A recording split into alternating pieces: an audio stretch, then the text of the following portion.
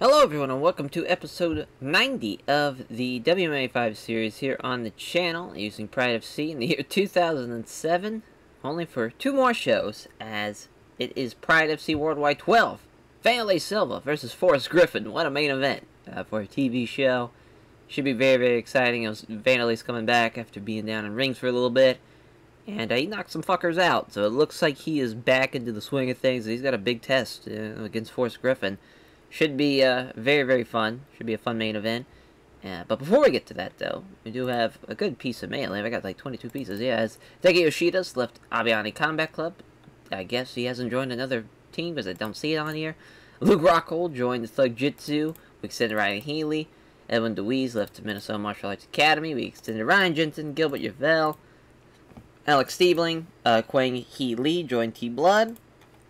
We extended Clay Guida. We signed Hayato Sakura, who is the 3rd welterweight in the world and is the 14th pound-for-pound fighter in the world. Very exciting. A kickboxing judo background, 22-3-2, former UFC welterweight champion, former King of the Cage welterweight champion, and a former Shooto welterweight champion.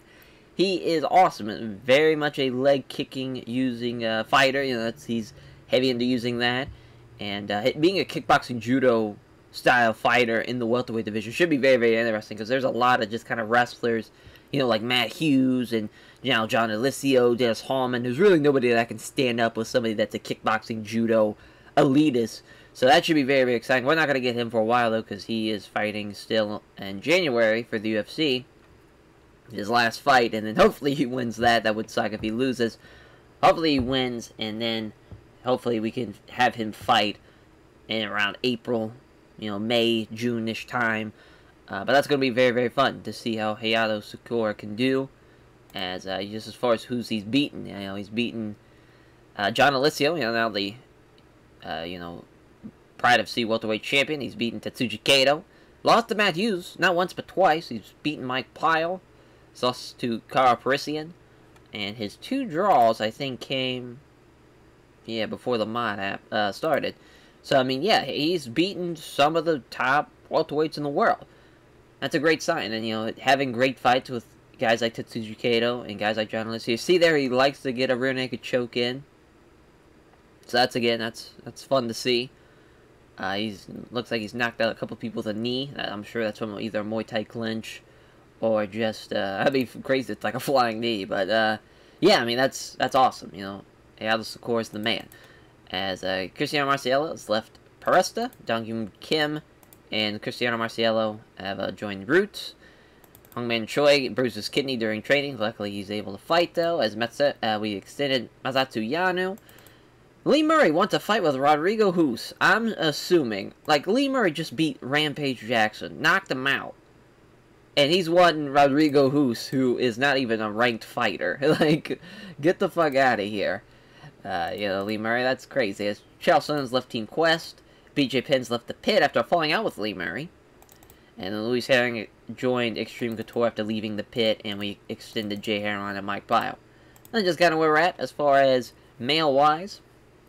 And let's see how this show will go as Pride FC Worldwide 12, the last TV show of 2007. It's Mike Pyle and Diego Sanchez. The co-main event, Ricardo Rodriguez and Roman Savaca. Heavyweight fight as Shinooki and Yves Edwards in a lightweight contest. Charles Crazy Horse Bennett and Calavante has another lightweight bout. And Lyoto Machida and Scott Smith to kick off the TV show. That's fun. You know, those middleweight fights are looking to be very fun. Plus Diego Sanchez taking on Mike Pyle. That's a great fight for Diego Sanchez. He can get that win and move up in the welterweight division. And then Takanoe Sato and Matt Brown is the first prelim fight, and I guess the last prelim fight. And the first prelim fight is Dennis Siver and Ben Henderson in a lightweight battle. Should be interesting. You know, Dennis Siver should have the skills to really have, you know, a fun matchup with Ben Henderson, just the way they can fight. But, you know, knowing Ben Henderson, that shit's going to go the distance. As the main event of Pride FC Worldwide 12, the Axe Murderer, Silva taking on Griffin. As Forrest is, you know, coming into I want to say this is probably the first time he's main evented, and this is the 12th time Silva is going to main event a Pride event. Here's a man who was on top of the world 6 years ago. Even 5 years ago. Yeah, this is he was from 2000 to 2003. The man couldn't be stopped. Took on Chuck Liddell, American Bushido 3, and has been the same ever since. He's beaten the likes of Frank Sherlock, Alex Diebling, Dan Henderson. I guess Nate Marcotte we could throw in there. But he hasn't really beaten now some big names. He knocked out James the Sandman Irvin, and he won with a knee in his first rings fight. But now he's looking to get that win back. Sure, he's lost to some big names. He took on Big Nog for the heavyweight title, I believe, after losing to both Chuck Liddell and Dan Henderson, getting knocked out in the first round. Getting knocked out by Vitor Belfort in 20 seconds. I mean, there was a time where he was just getting knocked out within the first, 50 seconds of a fight, and now he's looking to get back into the swing of things. He's looking for the comeback. He's still 20-7, still an absolute threat. And it looks like the Blurcat stat picks have him having the advantage. And they're both, world-ranked light heavyweights. Silva is ranked 8th, and Griffin is ranked 24th. Silva trains the Brazilian top team, which Griffin has a record of 1-0 against other criminals of the team. Force has won 4 of his last 5 fights by decision. He's 8-1 in Pride FC. He's 12-1 as a whole. His one loss came from his debut against Enzo Gracie. But he's a guy who's beaten Ronaldo Sobral. So I think this should be very fun as far as, they've kind of beaten the same people as far as, they both beaten Kazushi Sakuraba. Sure, it was a different Sakuraba to where Vanderlei Silva faced, but, he's beaten Ronaldo Sobral, which is something that Vanderlei Silva has not done. So I think just from that perspective, that's a fun matchup. And these two, completely different ends of the spectrums of their career. Forrest is basically into his prime, or maybe slightly coming out of his prime, actually, now, just from his age perspective. I think he's 28. He's in the prime of his career, for sure. And then Vanderlei is coming in after, sure, he's still 31, and it seems like, he's had 15 fights in Pride FC. Just crazy. He'll probably have 20, 25 by the time he's done, which is nuts to think about. And, he needs to get this win. I'm honestly rooting for him, to be honest, because he should not have fallen so far. He just kind of was thrown into the wolves with, against a lot of top level guys. Now he's taking on Forrest, who's coming up in the middleweight division, but I just don't see Forrest getting the win here. I think Vanderlei's going to knock him out. So Mike Quicksands Pyle taking on Diego the Nightmare Sanchez, as they have won basically the majority of their fights. 3 out of the last 5 for Pyle, 4 out of the last 5 for Sanchez. As Pyle is finished, while Sanchez is won by decision. As Mike Pyle's ranked 4th in the welterweight division, Pride FC. Diego Sanchez is ranked 18th. Even though Mike Pyle is 5-2, I would not count out Diego Sanchez. He was 5-2. He's only lost to John Fitch and Sean Pearson, which Sean Pearson is looking like he's going to be a problem in this welterweight division. Just beat Drew Fickett, and Jake Ellenberg also beaten Jay Heron. And, this is a big-time fight for Diego Sanchez. Still 25 years old, still young as hell. Mike Pyle, 1-2. He's also lost to Sean Pearson, and he's also lost to Matt Hughes. He's lost to Eric DeVilliers, that lost to Hayato Sakura. Jake Shields twice. He's just lost to, future, in some cases, and, current welterweight guys in Pride FC. This is a big test, for Diego Sanchez, but I would also say it's a big test for Mike Pyle, because he has not had a great start in Pride FC, that's for sure. Loses here, will be 1-3 in Pride FC. Won't be great. But Diego Sanchez is looking to climb up the rankings for sure. As Rico Suave Rodriguez taking on Roman Savaca.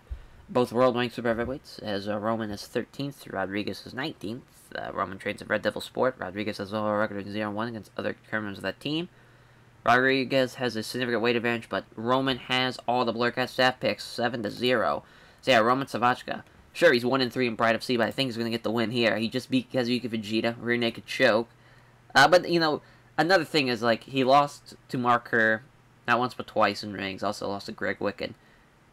But, he then took on Pete Williams, then Fedor, and Josh Bennett, some of the elite heavyweights in the division. Now he's taking on guys that are not so elite, so I think now he's going to get back into the swing of things and get some wins his way. Probably beating Rico Rodriguez there. As Shinooki taking on Yves Edwards, as Shinooki submitted 3 of his last 5 opponents. As they're pretty close in ratings, as in the standings, as Edwards is ranked 15th, Aoki's ranked 17th.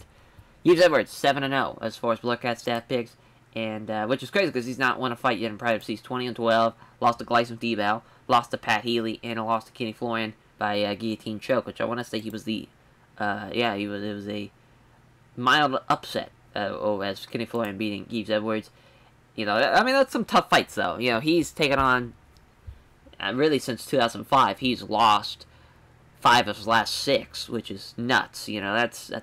But also, he's taken on some top guys. Dean Thomas, Gleison Tebow there for a while, was towards the top of the lightweight division. Pat Healy's kind of getting back into the swing of things. And now Kenny Florian's looking like he's going to make a run. But, here's a guy who's beaten Dean Thomas. He's beaten Ramino Sato. He's beaten Joaquim Hansen. He's taken on some high-level guys. And that's, you can't really beat that, especially comparing Shinooki, who has not taken on these high-level guys. As, they've both lost to Kenny Florian. They've both lost to Gleison Tebow. And it's funny, they both lost by split decision to Gleison Tebow. So they're very, very similar in that sense. And I think this is a great chance to see who's better, and this could be his first win in Yves Edwards, unless he really fumbles the bag here. It's Crazy Horse, Charles Bennett, taking on JZ Calavante, as Charles Bennett's ranked 20th, Calavante's ranked 22nd, Calavante's won 3 of his last 5. Crazy Horse, Charles Bennett, lost in his Pride FC debut. He lost to a twister by Ramino Sato, just under 2 minutes of the first round. Another guy who's taken on some lightweight guys, but he's lost to most of them. Dean Thomas, Josh Thompson, Gilbert Melendez, BJ Penn, all. We got 2 former lightweight champions, and we've had Josh Thompson's fought for a lightweight title, and Dean Thomas is about to. So, it's just high-level lightweights he's lost to. But he's beaten Gleison Tebow, so at least he's got that, and he's also lost to Yves Edwards back in February. And, it's crazy. He started off 0-4 in the mod, had to work his way back up. Got to a point where it's 9-6, then lost 4 of his last 5. Well, then won 2 straight before getting signed by us, and he lost to Ramino Sato. And, really, I would assume at Calavante this could be a win over Calavante. But Calavante 8-1, 4-1 in Pride FC. He's only lost to BJ Penn, thanks to the lightweight Grand Prix. He's beaten Eddie Alvarez, Leonardo Santos, Alberto Crane, and Scott Hines. He's had wins in Pride FC, which, different to what Charles Bennett has had, and this could be an easy win for Charles Bennett. I really do think so. I just don't think Calavante has the stand-up skills that Charles Bennett does. But then again, with the lucha libre style, he could take him to the ground and kind of wear him out. Charles Bennett is 28. He should be in the prime of his career, but really I see him more on the downswing of things, especially compared to Calavante. That should be a tough fight, though. Should be. And then Lyoto the Dragon Machida going to take on Scott Hands of Steel Smith. And Lyoto Machida, the Dragon, is about to be unleashed. That middleweight division is about to be unleashed by a lot of high-level middleweights. We got Mauricio Shogun Hua showing up. Lyoto Machida. We're going to have Glover Teixeira at 8-1 now. He's going to be on a warpath. There's a lot of high-level middleweights coming to take out a lot of those established middleweight guys. And, Scott Smith, coming in 3-4, 12-5 in his career, and he's beaten Glover Teixeira. It's the one guy who's beaten him, taking on another tough challenge like this. Alex Stiebling, he lost by split decision. Alex Stiebling, has had middleweight title shots. Lost to Lee Murray. He's lost to Ron Faircloth. He's lost to and Forrest Griffin as well. Really, besides Semenoff, which Semenoff's good, but I don't think he's at the level of some of these other guys. They are at the top or near the top of the middleweight division right now, and that's the only people he's lost to. And he's beaten Ronaldo Sobral. He's beaten Glover Teixeira. He's beaten Benji Radish, which Benji's not really that great, but still, he's beaten him. That should be a tough fight, though, but it looks like Leo Machida's about to drag them according to Blurcast stat picks. I wouldn't count that out, though. It's Takanori Sato taking on the Matt the Immortal Brown. Matt Brown looking to make his Pride FC win here, as he lost his debut to Dan Hardy, which was a fun little fight. And Takanori Sato has a win since September 2005. 1-1-1. Just had the draw with Dan Hardy, split draw. Lost to Dong Kim before that. Really, we're giving Matt Brown this fight to see if he can beat the guy who drew with the guy who beat him. Just MMA math on display here. And, you know, Takanomi Sato, if he does lose, which he might, they'll definitely, you know, have the rematch. Even if he wins, rather. Win or loss, Takanomi Sato is going to take on Dan Hardy next. Run back the split draw fight. And I mean, that should be an interesting battle there. And then Dennis Siver and Ben Smooth Henderson. Dennis Siver hasn't won since November of 2004. He's 3-2, 0-2 in Bride of C. He's lost to Kenny Florian and Jose Aldo. I mean, that's two very tough fights. And now he's taking on Ben Henderson here. Which, Ben Henderson is 2-0. Just beat Marlon Matisse in June. And, you know, looking to get another submission win would be my guess. Is obviously Taekwondo and wrestling skills. 24 years old. Dennis Siver, you know, a kickboxing judo guy. This should be it should be a pretty interesting fight, though, I would say. You know, here usually Ben Henderson has the stamina to go the distance and go. You know, that's usually his game plan here. But I think he could finish Dennis Siver in the first. Wouldn't be surprised though if Siver can catch him, though. I think this should be a very exciting prelim fight. As it's, you know, plus 140, minus 180 for Ben Henderson. Kickboxing, judo, wrestling, taekwondo. No wimps for Ben Henderson. No team for Dennis Siver. Obviously, Glendale, Arizona for Ben Henderson, 5'9", 161. Dennis Siver, 5'7", 155 from Germany. And, I mean, this should be... Let's get this thing on the road here. Marasaki's a referee. Ringside judges opening bell. Touch of gloves. Siver's looking to shorten the range. There's a weak flicked left-hand jab from Henderson. There's a jab that's wide. Then hits him with a body kick, though. Siver connects with the jab, but tries nothing air on the big right. They come together and strike, but it's really tentative. Nothing comes of it. Moving in, Henderson again appears to be willing to get hit. It gets closer to grapple. As Siver lands a jab, and then catches another right roundhouse kick to the body. Two fighters come forward and engage. Siver missing the big right hand, allowing a counter. As Henderson with a quick kick to the lead leg. Again, Henderson trying to get some grappling start, but Siver's doing a great job pushing the pace, and some more body shots come together. Siver misses the right hook, or the right hand rather, as Henderson counters the left hook. As Siver now slipping past the left hook from Ben Henderson and attacks with his own hook. It's a good right one. So he connects to the jab but misses the vicious right hand. As Siver misses the 1-2, there's a takedown attempt from Henderson, but a great sprawl from Siver. As there's a counter jab. As Siver misses all these strikes in the combo then with a spin kick attempt. Again, Siver trying to push the pace, steps into the pocket, avoiding a jab on the way in. There's a two-punch combo, but Henderson avoids both of them. They exchange a few strikes, but nothing significant lands. Past the halfway mark now. Siver throws a punch, but Henderson avoids it. Henderson seizes that chance, shoots in on Siver. As, oh, that is a hard knee to the side of the head. That could have knocked him out. Oh, he is rocked. Now, onto his hands and knees. Henderson takes another short knee strike to the side of the head. My God.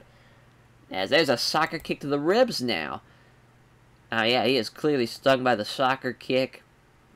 As Siver now lands a jab and then another body kick. Look at Dennis Siver having just a body kick display. Now looking the left roundhouse kick now. There's a right jab. It can't connect the spin kick. There's a counter jab. It doesn't connect though from Ben Henderson. As Siver uses the left jab, but Henderson avoids punch, glancing at the clock. Yeah, I mean, Henderson's got 2 more minutes of this fucking beatdown. As he's looking confident again as Siver. And looking to short the range. There's a couple of minor left hands, then he can't connect the spinning back kick, though. Missing all the strikes in the combo again. He actually catches that last kick as Henderson looking for the takedown. He's got it. Look at the pass guard into side control. He's able to. Doesn't have time to secure it, and there's a scramble. With a minute left, Siver ends up losing out on it. And Henderson's going to end up on top to end the round. There's some big left hands. Siver's able to deal with most of them, though, to end the round. So, yeah, that was a interesting round. Obviously, you know, Ben Henderson got rocked. Got rocked in a lot of, I mean, the knee to the side of the head and another knee to the side of the head and even the soccer kick. I mean, the shots to the body have been tremendous for Dennis Siver. And I think he's won that round, even though Henderson outstruck him. And he got the takedown, too. I just think Dennis Siver did more damage. So round 2 begins. Henderson finds his way past his opponent's guard and lands a sharp 1-2. Scores with a brace of jabs and then another left kick to the body. Henderson gets a hold of him. Looking for a big knee strike. Another big knee strike. Looking to muscle him against the ropes. He does so. Looking to go down low, grabs his opponent's legs. He's got it. As he's just left up on a turtled up Dennis Siver. And there's a couple of shots. Few land through. Oh, now he's pounding away. Dennis Siver's having a hard time, have to deal with these shots, and that is a stoppage there. Ben Henderson's going to win by TKO. What a great fight. Yeah, I mean, that was a tough loss for Dennis Siver, because he won that first round doing a great job, but Ben Henderson was on a mission that second round. 3-0 now. It will be Ben Henderson. 3-3 is Dennis Siver, as Ben Henderson wants to face Clay Guida. So that'd be fun, as he praised his team and no wimps, very responsive on the fans that came out to support him. Last prelim fight, Takanami Sato against Matt the Immortal Brown. 4-1-1, 3-1, technical brawler, judo wrestling, as 26 years old, both 6 foot, both 183. Abiane Combat Club for Takanami Sato, no team for Matt the Immortal Brown, plus 100, minus 110, another close one on the betting lines. So referee, Yozo Kubi, that's a new one, we haven't seen that referee before, as ringside judges. Fight begins. Sato shoots it with the takedowns. He gets it. There's some minor strikes. Unloads some short elbows now. Attack does see Sato get pushed away, though. Right out of the guard now he's standing, trying to secure ground position again. He's unable to prevent Sato from getting side control. Now looking for mount. He's got mount. Oh, boy. As there's some more elbows, but Brown deals with them fairly easy. Oh, now there's a heavy elbow strikes now. That's getting ugly. Referee's going to pull Takanami Sato off Matt Brown, and Matt Brown's going to lose another one. It's Takanami Sato just completely dominating Matt Brown, and he'll take on Dan Hardy next to avenge that split draw. 5-1-1, 3-2 for Matt Brown. Not great. As giving thanks, Takanami Sato praises his team at Abiane Combat Club. Is very responsive to all the fans who came out to support him. He's asked who he'd like to fight next. He answers that he thinks a fight against Carlos Condit would be a particularly good contest. Yep, it would be, yes. Now on to the main card. Lyoto, the Dragon Machida, taking on Scott's Hands of Steel Smith. 12-5, 5-1. Belém, Brazil. Obviously, karate background. Elk Grove, California. Wrestling background for Scott Smith. Damian Maya Jiu-Jitsu, Team Punishment. 29, 28 years old. 6'1", 205, 6 foot 205. Minus 260 rather, from Lyoto Machida. Plus 200 for Scott Smith. Montakawa is our referee. Ringside judges, fight begins, they touch gloves, there's a looking to come forward and force the strike exchange is Scott Smith, playing into the counter of Machida, who hits a counter jab. Oh, Smith fails on a final miss jab, and he lands a vicious right cross, and he knocks him down with that right cross. He's got the Hands of Steel. It's, I mean, that's a hell of a shot. Now looking to finish off Lyoto Machida, powerful shot, and he's got it. Holy shit. What a fight that was, as Scott Hands of Steel Smith with the upset. He proved it tonight, beating the 5-1 Lyoto Machida, and now 5-2. You know, here Machida's looking to rise up the rankings, and he gets knocked the fuck out. Wow. Great win for Scott Smith there. He thanks EverConnected Team Punishment for helping him prepare for the fight, and the sponsors supporting him financially. It's Crazy Horse, Charles Bennett, taking on Jesus Calavante, as Jay-Z Calavante 8-1, 12-11 for Charles Bennett. As 5'9", 161, 5'8", 161. No team, Luta Livre. Or no team, Gracie Jiu-Jitsu Academy, Luta Livre freestyle fighters, Charles Bennett. Minus 110 for Charles Bennett. Plus 100 for Calavante. 8-1, 12-11. This should be exciting. I mean, this card has been pretty great so far. So the referee's going to stay out there. Round 1 begins. Calavante moves in and out of range, hoping to tempt Bennett into throwing a reckless strike.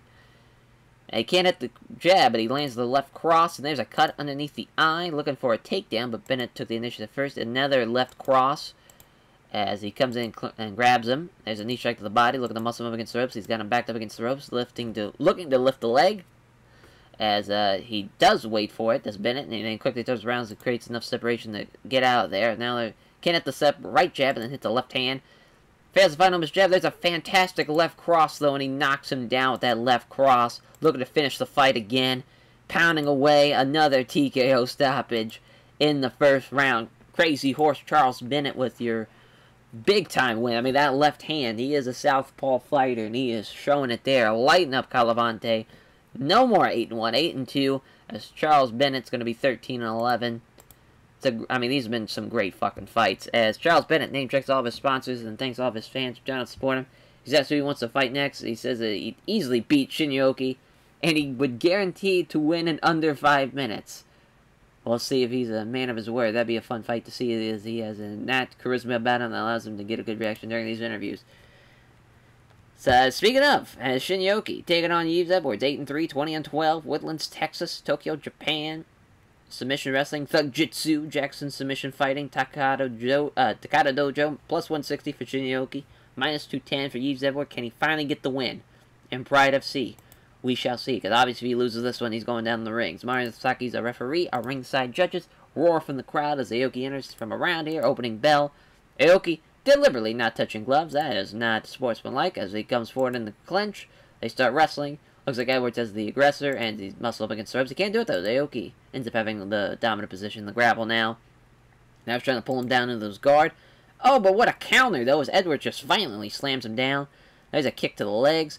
There's a sharp kick to the calf now. Edwards trying to secure ground position. Aoki scoots backwards as soon as Edwards comes in. A scramble begins. Aoki comes up first and is immediately grappled up against the ropes now. Edwards looking to take him right back down. He does so. And now, let's see what happens with Edwards in guard. Oh, looking for a triangle choke from the bottom, though, is Aoki. That does not happen, though. As now he's trying to pass guard. Aoki keeps him in his guard, though, looking for another triangle choke. Doesn't let it happen. Aoki is dangerous off his back. As, yeah, Aoki, they went for the side control, but the scramble begins now, as Aoki ends up underneath Edwards in north-south. Like, trying to get back in the side, looks like he's trying to get back in the side control, as it blocks in the pull guard as Edwards. Throws a few strikes, clearly slowing things down, though. Now he's looking for mount. Aoki fights it off, the scramble begins again. As Edwards, again, grabbing Aoki, shoving him against the ropes, looking for another takedown. Aoki blocks it, looking for the trip now. Again, as Aoki blocks it, maintains a good solid base. Can't seem to work free, though. Now he's looking to go down low and grab both legs. He can't get that either. What a great job by Aoki. Then takes control of the grapple up against the ropes. There's a few short punches to the ribs that land as Edwards backs up. Aoki trying to use some dirty boxing. Edwards is aware of the danger and is using that wrestling to prevent anything from happening. Another good, man, the head and the short punches with the ribs. I mean, this has been great, going both levels for Edwards, and now they're stuck up against the ropes. Murphy's going to break it up with a minute left. Both fighters come together again with the clinch, same idea. As we're going to finally go into the second round tonight, as there's a nice knee strike from the side of the grapple. As now looking to muscle up against the ropes, he's got him looking for another takedown if he can get it at the end of the round. Nope, can't get it. And that's the end of the first. Yeah, I mean, Aoki's just basically surviving. Yves Edwards putting it on thick, but at the same time, I think Shinooki's been very, he had chances to win the fight off his back with the triangle choke. He just wasn't able to lock it in. I wouldn't count him out. Round two, they come to, or actually, no, why am I saying they just now, the fucking Ben Henderson, Dan Siver fight went into the second round. I'm an idiot. Nonetheless, though, Edwards manages to aggressively get a good position in the clinch. Aoki gets caught with a knee strike to the body. Another knee strike to the body. Trying to push him against the ropes. He's got him now. Edwards still going to go down low, grab both legs. He's finally got that takedown. He's got side control, too. As he's trying to pull guard, not happening. A few punches, not happening. They're just kind of at a stalemate, it looks like. Some more right hands. Standing back up with 30 seconds left, and that's, Edwards is getting tired. Fails to find him his jab, and lands the right hand now. Aoki's trying to get something going in the clinch, but it's the end of the round. Obviously, all Yves Edwards. We want to look at the fight metrics. Yeah, some boos now. This has definitely been a not-so-great fight, especially on this card that we've had a lot of great, exciting finishes. Some nasty red marks around the rib area, just a testament to the shots he's endured tonight. Last round, hits the left hand, but misses the big right hand that follows up. Aoki may have been aiming to get in close, but Edwards aggressively took the initiative. As Edwards again fails to find him his jab, but then hits Aoki with a leg kick. As a jab is wide, then hits a vicious right head kick to the side of the head. Might have knocked him down. He did just that, and Edwards looking for the TKO. Unloading some big right hands. Clearly have hurt Shinooki. And now Edwards trying to move from side control to mount. What a terrible idea. Should have kept on putting the pressure on Shinooki. As the scramble results in Edwards being on his back, pulling half guard. So Aoki ends up winning out in the scramble after getting knocked down by a head kick and getting fucked up. As Aoki trying to block the sweep there. A few right hands, trying to get the leg free. As now they're looking for a scramble. Aoki ends up in half guard, though. As again, Edwards trying to sweep is not happening. Edwards is just blown up at this point. And blocks the attempt from half guard to full guard. Trying to get to half guard. Another scramble. As Aoki again manages to come out on top. As Aoki, let's see what he can... I mean, he's just basically surviving is what he's happening here as far as Edwards. He just had... Even though he was on the brink of exhaustion, he wanted to win so bad. You could see it there, just fighting for everything he had to keep Aoki off of him. Sure, Aoki probably won. Well, I mean, he didn't win the round because you know Edwards obviously with the knockdown, but that was his best round, funny enough. So that shows you there. If this had a 5-minute round, this would be very interesting to see how that fight would have went. But Yves Edwards going to win by unanimous decision. Gets his first win in Pride FC. At least it was an average fight. 8-4 will be Shinooki. 21-12 will be Yves Edwards. As thanks everyone connected to Jackson's Submission Fighting for helping him prepare for the fight, and his sponsors supporting him financially. Has a lot of respect for Shinooki and praising his toughness because that was a tough-ass fight. As Rico Rodriguez taking on Roman Savaca, 22-12, 17-6, Russia. Roman Savaca, Staten Island, New York, both 6'3". Just Rico's got 15 pounds on him. Sambo, wrestling, jiu-jitsu. -310 for Roman Savaca. That's the most as far as a favorite in the betting line so far tonight. Death Clutch Gym for Rico Rodriguez. Red Devil Sport, of course, for Savaca. As this should be an interesting heavyweight bout, because obviously they're not really stand-up guys. This is probably going to be the round. I'm probably going to go the distance fight, I guess. Takawa's our referee, ringside judges. Here we go. Roman again, right out of the gate, looking for the takedown, but he gets sprawled, pushed down on his hands and knees, looking for the soccer kick, but Roman's up too quickly, looks for it again, can't fight it, as, he's just looking to work off his back. Alright, let's see what Rodriguez can do if he's content to be down there. As Rodriguez trying to smother him, but he can't keep him down there. Right hand to the body, looking for an armbar for the bottom. Roman fights that off. As now Roman very scared of the submissions, very aware of it, and it's just keeping extremely tight, just peppering with short punches. Still reaches up for the armbar, but Rodriguez can't secure it. Doesn't allow the underhooks for him to be locked up top. Look at the pass guard, into side control. And it allows the pass, but it's just a ploy, though. And the scramble begins as, wow, Roman mistakenly leaves his back exposed. Now Rodriguez takes it. He's got both hooks in. He is in deep trouble. Looking for the rear naked choke. How did he defend that? That is crazy. He's looking to pull the hooks free of him. Still looking for that rear naked choke. It's not happening, though. Hooks are in too tight. There's some very powerful shots there. As he's landing a lot of clean blows. As some more shots happening. Still can't break free of the hooks. Some more right hands. Still pounding away is Rodriguez. And he's probably going to do this until the end of the round. He is. What a dominant performance that is. 53. And then, that is so many shots taken. And there, Savaca had a good chance to started the round off aggressive, went for both takedowns right out of the gate, got the second, and just left his back exposed on a scramble, and that was the end of winning that round. Rico Rodriguez stole that round, and we'll see what Roman can do here. Takedown attempt doesn't take Rodriguez down. Drives up against the ropes, looking for some dirty boxing now. Rodriguez waits for him to throw a strike so he can take that chance to get enough separation to escape away from the ropes. Rodriguez starting to slow down again. Looking for the takedown attempt. He gets a hold of a leg, but Roman again remains standing up on the other foot. Looking for a sweep. He's got the sweep, as that's a good job by Rodriguez. Looking for mount. Oh, and the scramble begins, as now Rodriguez ends up in guard, trying to pass guard. Roman again tries to catch him with a punch. It's off target. Those are some minor strikes. There's a few strikes there. Fires off some elbows now. He just kind of landed shots to land shots, and Rodriguez going to steal another round from Roman Savaca.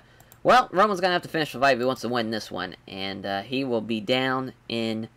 Well, no, he won't be down in rings, per se. I don't know, though. We'll keep him around maybe for a fight or two. As Roman looks like he was about to shoot. But again, Rodriguez is ready for it. Stepped in fast and clinched with him. Looking for a trip. He's got it. And that will pretty much seal the deal on this one, I would say. Oh, but Roman tries to counter the pass attempt. And they find themselves scrambling. Rodriguez is blown up. He ends up in guard, though. Couple of punches down on the body and the gloves. Some short, sharp punches to the side of the face now. Again, short side punches to the side of the face as he tries to pull Rodriguez in close, peppering on short strikes. Lack of progress forces referee Iwan Takawa to stand back up. Rodriguez hits a tentative left-hand jab. He can't connect with up strikes and catches Rodriguez with a crunching right hook. And now Roman with a beautiful right uppercut to end out the round. He knocks him down to end out the fight. What a performance there to try and steal that one. I don't think it's going to be enough, but that'd be awesome if he ends up winning this one. Yeah, man, if he would have knocked him out with that uppercut with 2 seconds left, that would have been fucking nuts. What a fight, though. That was exciting. That was an exciting third round. 18-6 for Rico Rodriguez. 22-13 for Roman Savaca. Another upset. As Rico Rodriguez gives a name check to everyone at Death Clutch Gym, all of his various sponsors, all of his friends, family, and supporters. Rico Rodriguez says it was a tough fight and gives a show respect to Roman Savaca.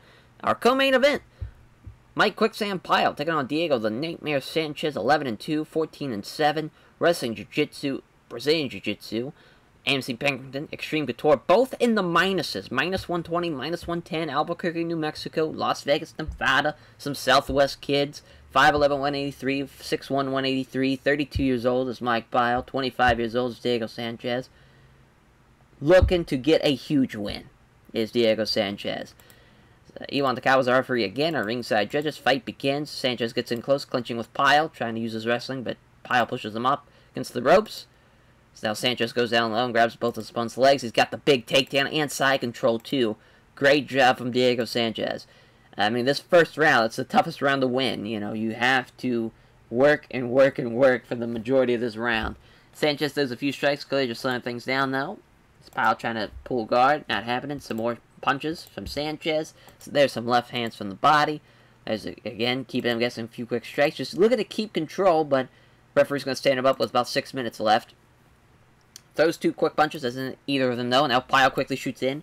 Great sprawl, though. Prevents the takedown, does Sanchez. As he lands a left jab, but Sanchez evades the big right punch. Steps in and looking to grapple. Looking to muscle up against throats. He does so. There's a hard foot stomp. Looking to go down low and grabs another takedown, and he does. Great job from Sanchez. He blocks attempt to sweep. Looks to pass half guard, gets side control. Passes side control, doesn't have time to secure the position, though. As Sanchez ends up in side control with the scramble. Fires off a handful of punches. Pyle again trying to transition the guard. Looking for Kimura. Pyle fights that off, though. Looking to catch his breath. Sanchez again just looking to keep him busy.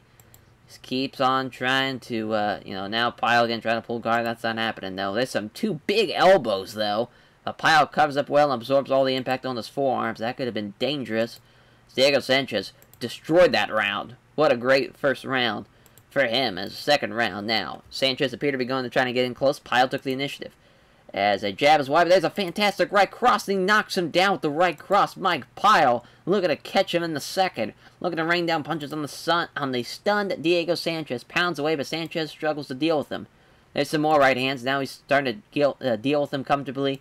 Wow, Sanchez survives.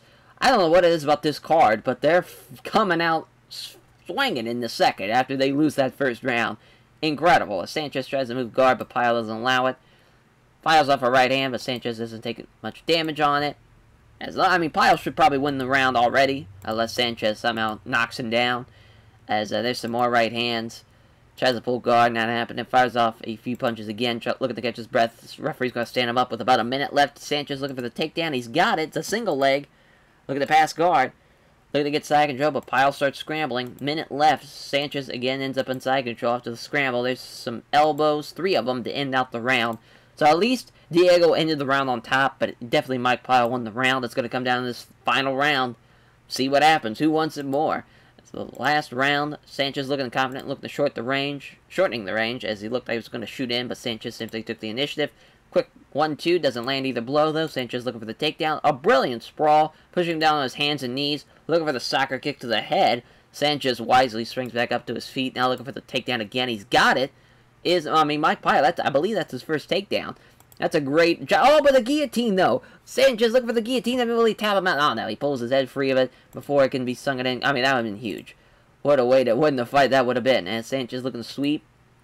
Not happening, though. Pyle looking to just keep him on the offense. As double underhooks. Pyle is contentious with a couple of punches to the body. Throws a few right hands.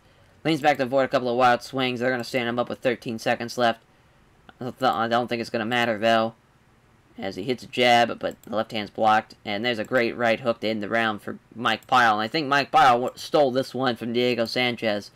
And that will be... Oh, no. We're going to have some controversy. Sanchez with one, Pyle with one, and Sanchez with the other. Split decision. Listen. The man knocked him down. But you look at the entire fight, it is very close. It is very, very close. 3 for 4 on takedowns. Was passing. He won the 10-minute round. The dominant first round might have helped him. But he definitely lost the second. And I think he lost the third as well. That's just tough. You know, that should have been a Mike Pyle win, in my opinion, but that's the way she goes. Don't leave it in the hands of the judges. He tried to knock him out. It just wasn't enough. Diego Sanchez with a huge win, 12-2, 14-8 will be Mike Quicksand Pyle. As giving thanks, Diego Sanchez praising his team at Extreme Couture, his various sponsors, and then the fans came out to support him. He then asked who he'd like to face next, and he responds by calling out Sean Pearson, saying he will kick his ass. Diego Sanchez proved to be a charismatic interview. It's main event time. Forrest Griffin taking on the Axe Murderer, Vanderlei Silva. Now, so far, everybody who is record that ends with one loss has lost tonight. Can Forrest Griffin change that in the main event, or will Vanderlei Silva mount his comeback with a huge win over Forrest Griffin? This should be a very exciting fight, though. Muay Thai background, obviously for Vanderlei Silva, mixed martial artist. It's Forrest Griffin, Roof Sport, Brazilian top team. Forrest Griffin, 6'3", 205, he's got the size. I'm surprised he doesn't have any reach advantage. Maybe it's close, as far as reach, but maybe like 2 or 3 inch reach advantage. Forrest Griffin looking to get a huge win over Vanderlei Silva, and Vanderlei looking to come back in a huge way.